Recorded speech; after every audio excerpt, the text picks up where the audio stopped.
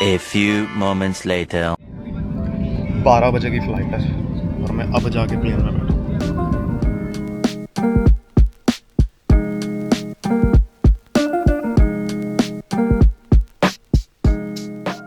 जब भी मुझे मील पैक करनी होती है, जैसे आज करनी है, मैं क्या करता हूँ, सबसे पहले एक ऐसा कंटेनर लेता हूँ जो मुझे फेंकना ही है। अपना सीड मिक्स, बेबी फूड या फिर ओट्स डाल सकते हो, ओट्स ख़त्म हो गए, एंड द ऑब्वियस इंग्रेडिएंट, एक scoop of Nutrabay yeast protein.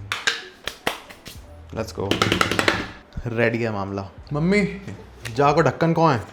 चलो जी, बाल्टी तैयार।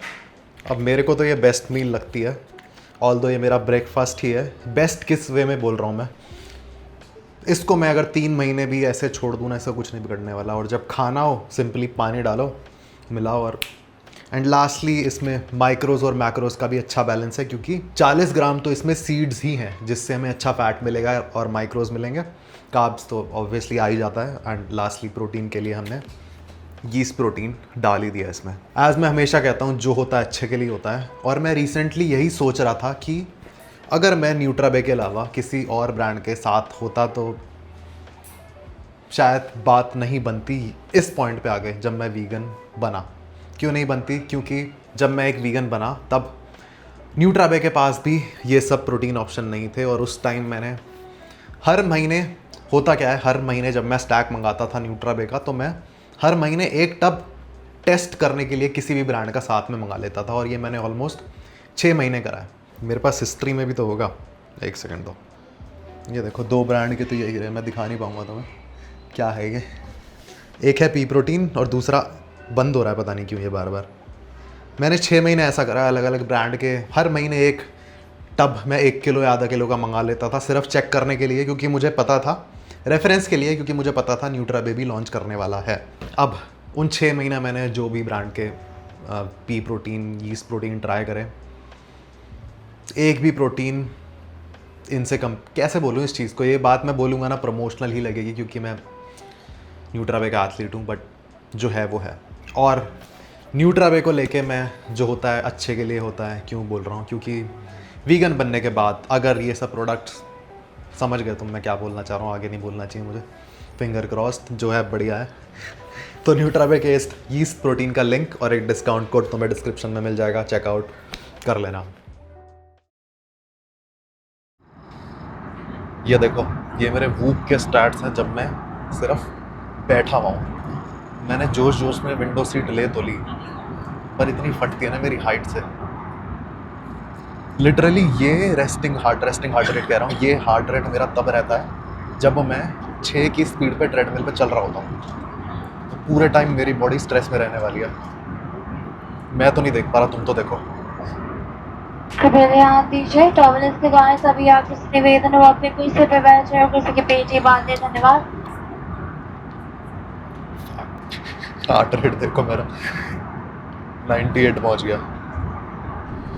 शिट। अब इस पॉइंट पे मैं खुश था कि फाइनली प्लेन लैंड होने वाला है, पर इसके साथ साथ दिमाग में ये थॉट भी आ रहा था कि वापस भी मेरे को इसी प्लेन से जाना है।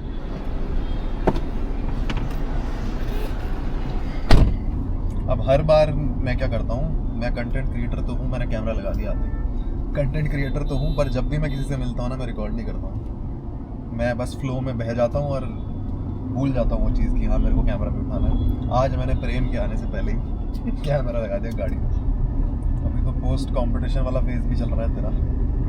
वो तो है, खाना पी रहा हूँ।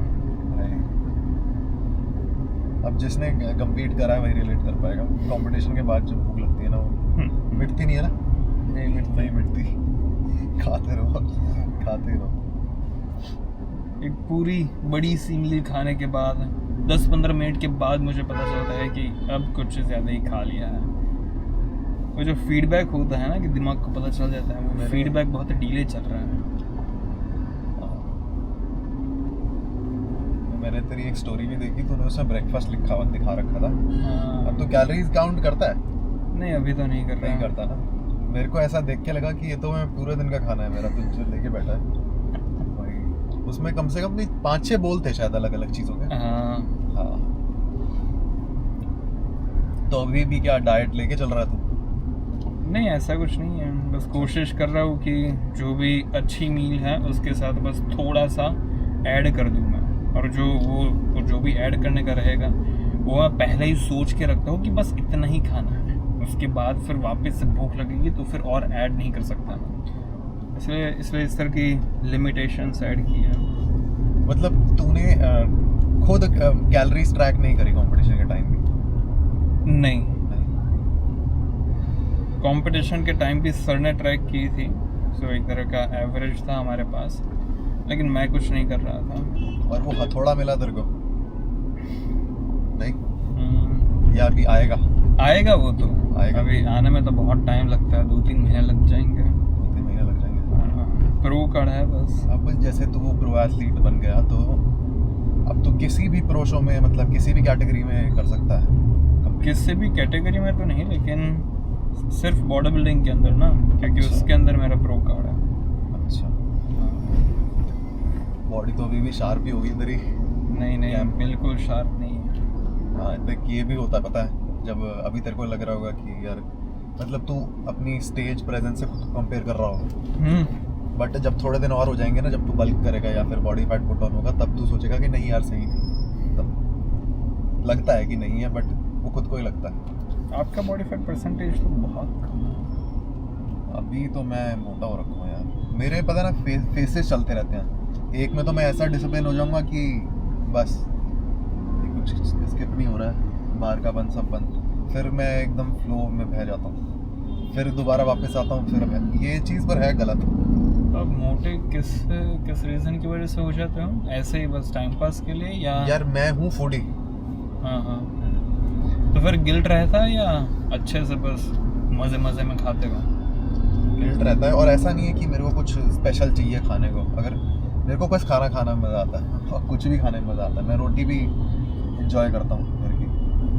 अच्छा, गिल्ट तो रहता है। बल्किंग के दौरान गिल्ट नहीं रहना चाहिए। बल्किंग तो नहीं, लेकिन एटलीस्ट ऑफ सीजन में।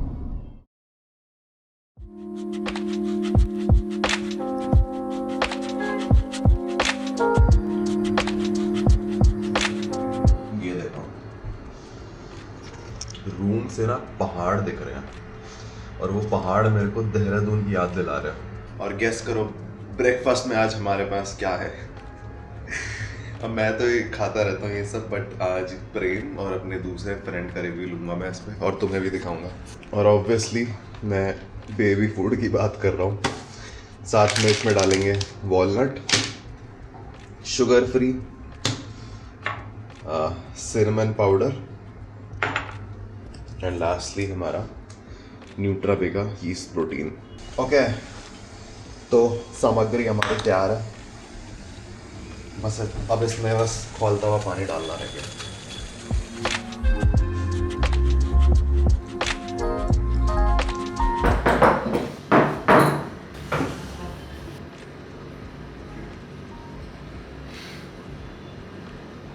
कभी सोचा नहीं था मैंने कि मैं बेबी फूड ट्राई करूंगा,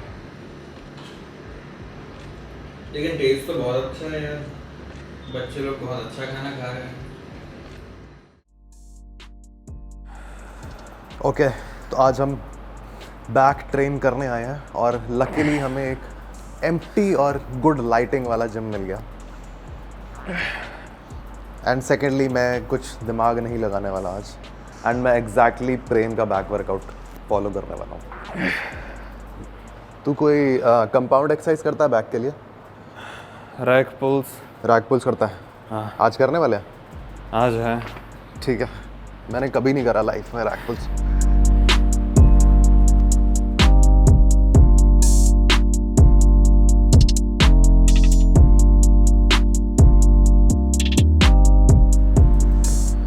एक काम कर प्रेम, शर्टलेस लगा भाई।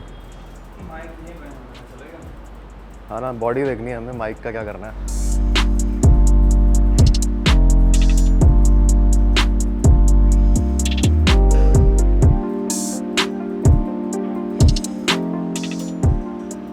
रैक पुल्स मैंने 2026 के स्टार्टिंग से सीरियसली करना शुरू कर दिया था, और मुझे ऐसा लगता है कि rack pulls and barbell bent over rows की वजह से मेरी बैक के अंदर थिकनेस थोड़ी ज़्यादा इम्प्रूव हुई है। इरेक्टर्स को ट्रेन करने के लिए ऐसे मूवमेंट्स करना ज़रूरी है जिसके अंदर आप अपनी स्पाइनल कोड को इस तरह से सीधी रख के मूव कर रहे हो। RDLs में भी वो होता है, लेकिन इसमें कुछ ज़्यादा ही इफेक्ट आता है। पर तेरे को ऐसा लगता है कि अगर कोई बंदा RDLs कर रहा है, बारबल रोइंग कर रहा है, स्क्वाट्स कर रहा है, तो उसको ये करनी चाहिए फिर उसके बाद? अगर इरेक्टर्स वीक हैं तो हाँ, अगर वो स्ट्रॉन्ग है तो फिर बैक बहुत भयंकर दिखती है। और जो भी लोग अच्छे डेडलिफ्ट लगाते हैं उनके जनरली इरेक्टर्स बहुत अच्छे होते हैं। इसलिए अगर आप डेडलिफ्ट कर रहे हो तो फिर ज़रूरत नहीं है, लेकिन डेडलिफ्ट मैं नहीं करता इसलिए मुझे नेसेसिटी फील होती है। तो मुझे अपनी हैमस्ट्रिंग नहीं यूज़ करनी, हाँ, और आपको इमेजिन करना है कि आप अपने बैक के इस पार्ट से बार को उठा रहे हो।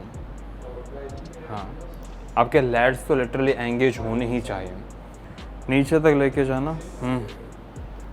और इसमें वेट कितना डालेंगे हम मैक्स? Max 90 kg। ओके, और तू RDL 100 से कर रहा है और इसको 100 से कर रहा है, तो फ़र्क लगता है? लो, फ़र्क मतलब देखिए, इसके अंदर माइंड मसल कनेक्शन मेरे से बनता नहीं है अगर मैं ज़्यादा वज़न उठाता हूँ तो। और इसके अंदर मैंने अच्छे से प्रोग्रेसिव ओवरलोड किया नहीं है बाकी एक्सरसाइजेस की तरह जो मुझे इस ऑफ सीज़न के अंदर काम करना है। इसलिए हाँ, फ़िलहाल तो वज़न बहुत कम उठा रहा हूँ मैं, लेकिन धीरे धीरे करके इस चीज़ को मुझे इम्प्रूव करना होगा। आप कितने से करते हो RDLs? मैं भी 100 के आसपास ही रखता हूँ। नहीं, मैं ये पूछना चाह रहा था कि 100 से अगर हम RDL लगा रहे हैं और 100 से ही हम ये वेट लगा रहे हैं, तो RDL में भी तो बैक एंगेज हो ही जाएगी उतनी जितनी जो इसमें हो रही है। होगी तो सही, लेकिन इंटेंशंस मैटर करते हैं ना। RDLs के अंदर आप अपनी हैमस्ट्रिंग्स को एंगेज कर रहे हो, इसके अंदर हैमस्ट्रिंग्स निकल गई, पैर निकल गए, अब आपको अपनी बैक को फील करना है। ठीक है, लेकिन हाँ, वो आपका पॉइंट सही है कि RDLs इससे ज़्यादा मुश्किल एक्सरसाइज है, तो फिर उसके अंदर थोड़ा कम वेट हम उठा सकते हैं, तो फिर इसके अंदर ज़्यादा वजन हम वो मेरा उठाने पॉइंट की- वैसे था ही नहीं, बट हाँ वो भी हो सकता है। हाँ, होना चाहिए वो भी। सुनने में लॉजिकल लगता है। स्टेप्स, हाँ, और बाकी मैं खुद अब वेट के पीछे नहीं भागता हूँ, मैं लिटरली जिम में सबसे हल्का वेट उठा रहा होता हूँ। But, मेरी तरह। हाँ, पर क्या फ़र्क पड़ता है?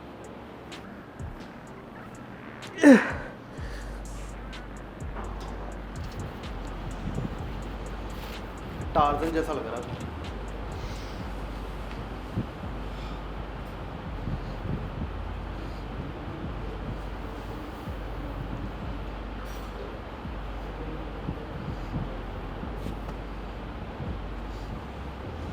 ये देख, पर मेरी स्टिल ठीक लगी, बट